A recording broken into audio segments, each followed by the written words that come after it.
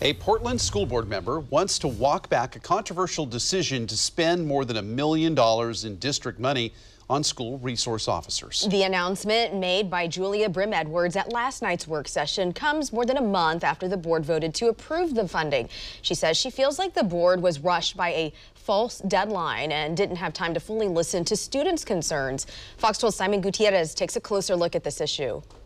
The idea of police officers in schools has drawn a lot of attention lately, some of it negative. We wanted to give you an idea what exactly these officers do on a day-to-day basis and what their interactions with students and sometimes parents look like. The kids are going to start flowing right now. Inside Roosevelt High School, Officer Heidi Kreis has become a familiar face. They didn't call your mom? Kreis is a school resource officer with the Portland Police Bureau. She's assigned to several schools in the North Portland area, but always starts her day interacting with students at Roosevelt. I get to impact the lives of young people, and maybe it's because my mom was a teacher, but I really feel like that's where it starts. But despite Kreis's enthusiasm, there has been increased scrutiny this school year about the role of school resource officers. To me, police should never be in schools. Newly elected City Commissioner Joanne Hardesty has been a vocal opponent. Because when kids make mistakes in school, they should be learning opportunities. They should not lead to criminal activity and convictions. I do not believe that there has been adequate student feedback on this agreement. In December, Portland's school board voted to spend $1.2 million to help defray the cost to the police bureau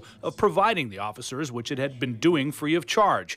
The decision met with stiff opposition from some students and community members. Personally, my community doesn't feel safe having armed police in our schools. Students even produced a video seen here on YouTube expressing their opposition to police officers in schools. SRO, more like SR no.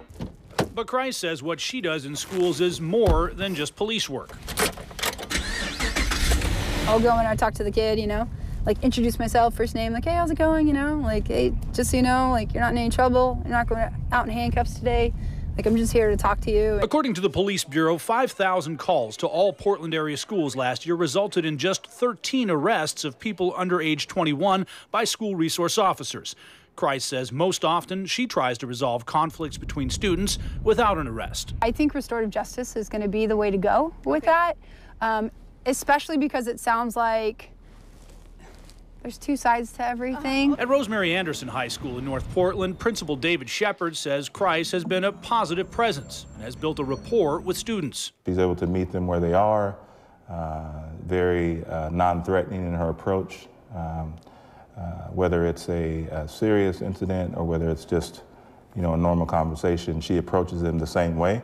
And I think that our students respond well to that. For her part, Kreis thinks school resource officers can play important roles in students' lives. Royal ones. Them is OG. Students like Claudia Valdez, with whom she's built a relationship. So far, I feel like I'm gaining a little bit of police officers' trust.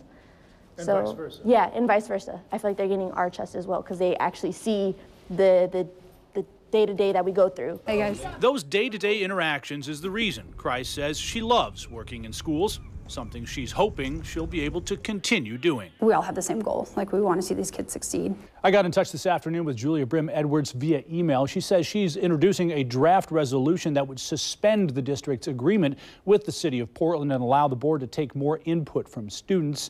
She says she's hoping the board will vote on that resolution at its next meeting on January 29th. Reporting in studio, Simon Gutierrez, Fox 12 Oregon.